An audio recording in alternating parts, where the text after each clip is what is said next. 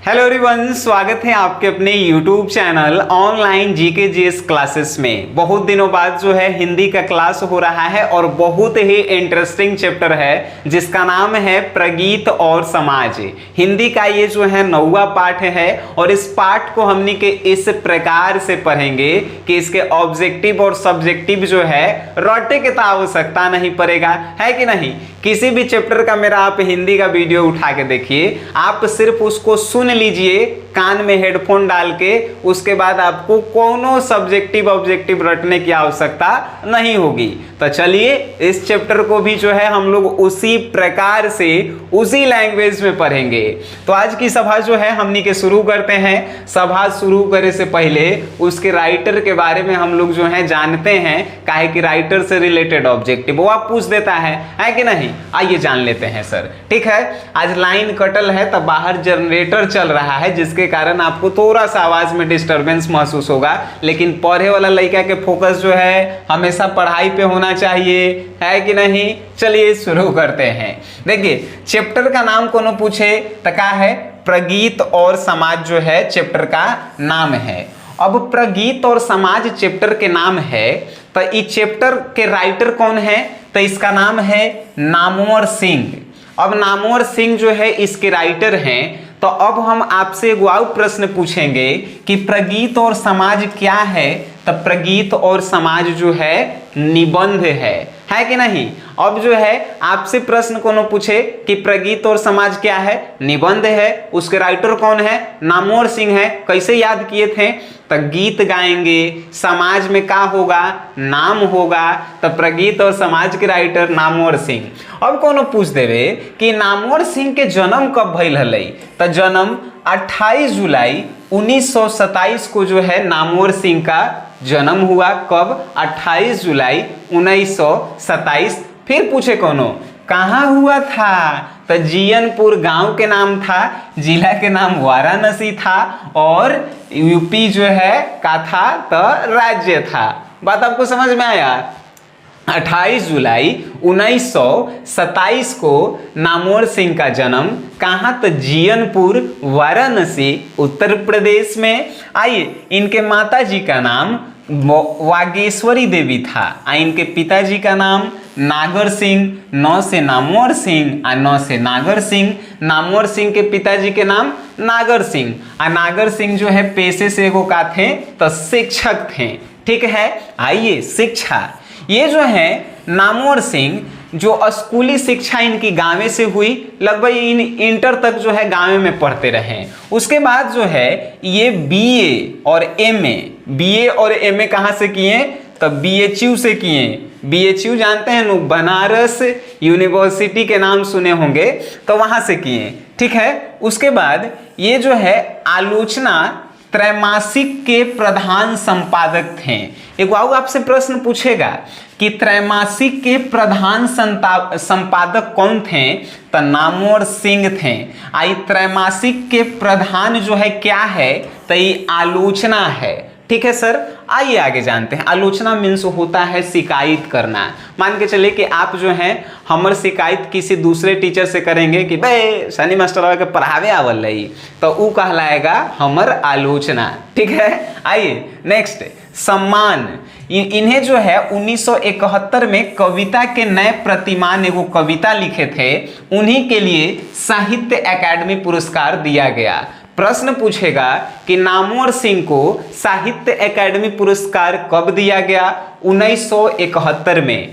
किस लिए दिया गया, कविता के नए प्रतिमान कविता के लिए। ठीक है, और एक और प्रश्न पूछ सकता है कि 1971 में नामवर सिंह को कौन सा पुरस्कार मिला था, तो पुरस्कार मिलल था साहित्य अकादमी पुरस्कार। आगे आइए जानते हैं इनकी कृतियां जो आपसे ऑब्जेक्टिव में पूछेगा ही पूछेगा। आइए जानते हैं, दूसरी परंपरा की खोज के राइटर कौन है, नामवर सिंह। वाद विवाद संवाद के राइटर कौन है, नामवर सिंह। छायावाद के राइटर कौन है, नामवर सिंह। पृथ्वी रासों की भाषा के राइटर कौन है, नामवर सिंह। एगो बात, पृथ्वी रासो की भाषा से ही जो है नामवर सिंह पीएचडी किए थे, यानी उनका सब्जेक्ट जो था पृथ्वी रासो की भाषा ही थी, उसी से पीएचडी किए थे। एक बात, ये जो है चैप्टर जो प्रगीत और समाज लिया गया है वो वाद विवाद से लिया गया है, ठीक है, वाद विवाद से लिया गया है। ये भी प्रश्न आपसे पूछेगा। आगे एक और प्रश्न ऑब्जेक्टिव में पूछेगा कि नामवर सिंह के गुरु कौन हलथिन, तो हजारी प्रसाद द्विवेदी जो है नामवर सिंह के गुरु थे। एगो ये जो है प्रोफेसर 1970 में कौन से विश्वविद्यालय के थे, तब प्रोफेसर जो है जोधपुर विश्वविद्यालय के नामवर सिंह जो है प्रोफेसर रहे 1970 में। इतना आप देख लिए, इससे ज्यादा इस चैप्टर के लेखक से रिलेटेड ऑब्जेक्टिव प्रश्न नहीं पूछेगा। तो आप जो है इस सब को याद क्या करेला है, अब तो आपको याद भी हो गया होगा, है कि नहीं। चलिए अब नेक्स्ट हम लोग बात करते हैं कहानी के निबंध जो है प्रगीत और समाज क्या है, निबंध है। इसके मेन मुद्दे पे हम लोग आते हैं। देखिए इस चैप्टर के नाम है प्रगीत और समाज। प्रगीत का मतलब होता है एक ऐसी कविता जो समाज को कुछ सिखाए और उस कविता का अर्थ जो है ऐसा हो जो किसी अन्य व्यक्ति को समझ भी ना आए, ठीक है, प्रगीत उसे कहते हैं। और प्रगीत हमेशा समाज के बारे में लिखा जाता है। तो इसी पे जो है आलोचना किया गया। अब ये आलोचना क्या होता है, तो लेखक नामवर सिंह जो है खासकर इस कविता में प्रगीत का जो है आलोचना किए हैं कि ऐसा राइटर इस जमाने में आ रहे हैं कि पहले की प्रगीत की जो है अलग ही विशेषता होती थी, लेकिन अब जो राइटर आ रहे हैं वो सब जो है प्रगीत के लिरिक्स में चेंज कर देले है। लिरिक्स मतलब कि गाना बना देले है सब। ये घड़ी तो हमनी के बिहार में ऐसा गाना बजता है कि आप परिवार के संग बैठ के सुनहू नहीं सकते हैं, है कि नहीं। आइए जानते हैं। देखिए नामवर सिंह स्टार्टिंग में कहते हैं कि हम जो है प्रगीत और लिरिक्स की जो है इस पार्ट में पूरी आलोचना करेंगे। और आलोचना किस प्रकार से करेंगे उन्होंने स्टार्टिंग में बताया कि एक आचार्य रामचंद्र शुक्ल व्यक्ति थे, कवि थे, जो एगो का थे तो प्रगीत लिखने के बहुत अच्छे जो है कवि थे। उनका अर्थ था प्रगीत का, उनका अर्थ होता था प्रबंध काव्य। आचार्य रामचंद्र शुक्ल के प्रगीत का वास्तव में अर्थ होता था प्रबंध काव्य। अब कहेंगे सर ये प्रबंध काव्य क्या है। प्रबंध काव्य कहने का मतलब वैसा प्रगीत जो लंबा हो, मतलब एक एक चैप्टर का जो है एक ही गो कविता होके, मतलब एक ही पेज, दो पेज, तीन पेज ऐसा कविता हो। तब प्रगीत का मतलब आचार्य रामचंद्र शुक्ल के नजर में जो था प्रबंध काव्य था, मतलब लंबी लंबी कविताएं। ऐसा नहीं है कि रामचंद्र शुक्ल ने छोटी कविताएं नहीं लिखी। नामवर सिंह ये बात कह रहे हैं कि ऐसा नहीं है कि आचार्य रामचंद्र शुक्ल जी जो है लंबी कविताएं नहीं लिखें या छोटी कविताएं नहीं लिखें। ये दोनों कविताएं लिखते थे, लंबी और छोटी, लेकिन दोनों कविताओं में जो है समाज के प्रति जो है कुछ दिखता था। वो जो है ऐसे कविताएं लिखते थे जिसमें समाज के बारे में लिखा रहता था। आगे चल के नामवर सिंह कहते हैं कि एक राइटर आए जो बहुत अच्छे राइटर थे, मुक्ति बोध है।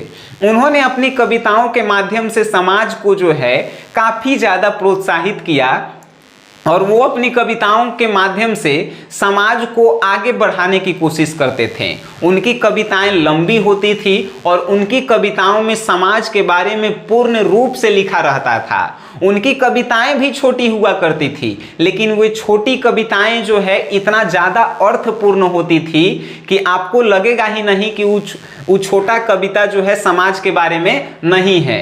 आगे ही कहते हैं नामवर सिंह कि मुक्ति बोध जो है कविताओं के लिखने के माध्यम से ही जो है अपने फील्ड में वो फेमस हुए थे, और खासकर प्रगीत लिखने के माध्यम से। और उसके बाद जो है एक राइटर आए जिनका नाम इन्होंने लिया त्रिलोचन। त्रिलोचन भी जो है एक ऐसे राइटर थे जो प्रगीत तो लिखा करते थे, लेकिन वो शॉर्ट लिखा करते थे, मीन्स छोटा छोटा प्रगीत लिखा करते थे। लेकिन त्रिलोचन की प्रगीत में भी जो है काफ़ी ज़्यादा जो है समाज के बारे में कुछ कहा जाता था, तो उनकी भी कविताएं जो है काफ़ी ज़्यादा प्रचलित रही। जैसे कि आगे इन्होंने बताया है कि मुक्ति बोध जो है एगो सहर्ष स्वीकारा नाम का कविता लिखे थे, जो प्रगीत की तरह ही था, लंबी कविताएं थी। उसके बाद त्रिलोचन आए तो त्रिलोचन भी जो है शॉर्ट कविताएं लिखे, लेकिन प्रगीत और प्रबंध काव्य से ही रिलेटेड थी, जो काफी ज्यादा समाज को जो है समाज से रिलेट करती थी। आगे इन्होंने कहा कि एक और कवि आए जिसका नाम नाम था नागार्जुन। ये नागार्जुन भी जो है अपनी कविताओं के माध्यम से प्रगीत में जो है प्रगीत के आधार पे कविताएं लिखा करते थे, और प्रगीत का अर्थ ही होता है समाज के प्रति जो है कुछ लिखना, समाज के भलाई के बारे में कुछ लिखना। और नागार्जुन भी जो है शॉर्ट कविताएं ही लिखती थी, लेकिन काफी ज्यादा जो है उनका प्रबंध काव्य कविताएं हुआ करता था। उसके बाद कहें कि उसके बाद और भी बहुत सारे राइटर आए, जैसे कि केदारनाथ जयशंकर प्रसाद एगो प्रलय छाया कविता भी लिखे। तो उन्होंने कहा कि ये लोग जो राइटर थे, ये लोग भले छोटे छोटे कविता लिखते थे, जैसे कि केदारनाथ जयशंकर प्रसाद नागार्जुन, ये लोग छोटे छोटे कविता लिखते थे, लेकिन इनकी छोटी कविताओं में ही जो है ऐसी प्रगीत हुआ करती थी जिसका जो है व्याख्या जो है 10 पेज में जाता था। यानी कि ये लोग प्रगीत की तरह जो है छोटी कविताओं को भी लिखा करते थे। लेकिन अब जो है नामवर सिंह ये कहना चाहते हैं कि पहले के लेखक जो थे वो प्रगीत के आधार पे जो है कविताओं को लिखा करते थे, लेकिन आजकल के जो लेखक आए, जैसे 20वीं शताब्दी में जो है जो लेखक आए, वो कविता को जो है लिरिक्स के तरह लेके चल गए। लिरिक्स मतलब कि गाना बना के चल गए, और कविता को आते हैं एक पेज में जो है गाना के तरह गा देते हैं और उसके बाद चल जाते हैं, जेकरा में ना ही कोनो समाज के गुण पावल जाता है, ना ही समाज के भलाई के बारे में कुछ रहता है, और ना ही जो है उसमें कुछ ज्ञान से संबंधित रहता है। आजकल के जो आप जो भी लिरिक्स वाला सॉन्ग सुन रहे हैं, वो रोमांटिक सॉन्ग होके, चाहे वो जो है सैड सॉन्ग होके, चाहे कुछ सॉन्ग होके, वो जो है पहले के राइटर लिखते थे तो समाज के बारे में, समाज के भलाई के बारे में लिखते थे, लेकिन आजकल के राइटर जो है कुछ जो है लिख दे रहे हैं लिरिक्स के माध्यम से, और उसको जो है प्रगीत को बोलते रहे हैं कि जो है लिरिक्स है। तो यही जो है आलोचना कर रहे हैं नामवर सिंह कि पहले के लेखक कितना बढ़िया प्रगीत लिखा करते थे, लेकिन आजकल के जो नया नया लेखक आया है रोमांटिक लिरिक्स लिख रहे हैं, सैड सॉन्ग लिख रहे हैं, और इससे जो है कोनो समाज की भलाई नहीं है। यही आलोचनाएं जो है मुख्य रूप से जो है नामवर सिंह ने कहा है कि पहले की जो लेखक थे प्रगीत बहुत अच्छा लिखते थे, उनकी प्रगीत में समाज के बारे में जो है कुछ हुआ करता था, जिससे समाज को जो है प्रोत्साहित किया जाता था, समाज को ज्ञान मिलता था। लेकिन आजकल के जो प्रगीत हैं लिरिक्स टाइप के हो गए हैं, जिसमें ना ही समाज को कुछ सीखेला मिलता है, ना ही कुछ देखेला मिलता है, और कोई भी आता है और उसको लिख के चला जाता है, उसको जो है गाना के तरह गा के चला जाता है, और प्रगीत का जो है समझिए कि नाम निशान जो है ये लोग मिटा दिया है। आगे कहते हैं कि प्रगीतात्मकता का एक्चुअल में अर्थ होता है समाज के विरुद्ध व्यक्ति।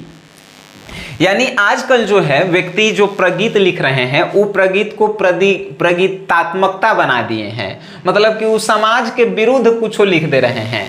समाज के विरुद्ध कहे के मतलब भोजपुरी 2-4 को गाना बिगल बिगल सुन के देखिए, आपको लगेगा कि एकरा जाके जो है काट दें, है कि नहीं। तो सिंपल सी भाषा में कहना चाहते हैं। अब हमर भाषा में इस चैप्टर को आप सुनेंगे तो हम 2 लाइन में इस चैप्टर के लिए कहेंगे कि चैप्टर में नामवर सिंह ये कहना चाहते थे कि पहले के जमाना में जो कवि था कितना बढ़िया ज्ञानी चीज जो है लिखा करता था, लेकिन आज के जमाना जो 20वीं शताब्दी के राइटर आए हैं वो लोग जो है ऐसा लिख रहा है जेकर ना ही कोनो अर्थ निकलता है, ना ही कोनो जो है ज्ञान सीखेला मिलता है, ना ही कुछ मिलता है, और बिना मतलब के कुछ लिख दे रहे हैं।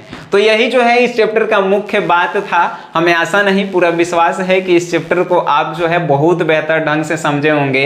अगर और भी बेहतर ढंग से समझना चाहते हैं तो इस चैप्टर को एक बार खुद से रीडिंग जरूर कीजिए, उसके बाद आपको लगेगा कि ये चैप्टर जो है वो बउआ वाला सब्जेक्ट था। बाकी आप वीडियो देखे हैं, अच्छा लगा है तो इस वीडियो को अपने दोस्तों में शेयर जरूर करें।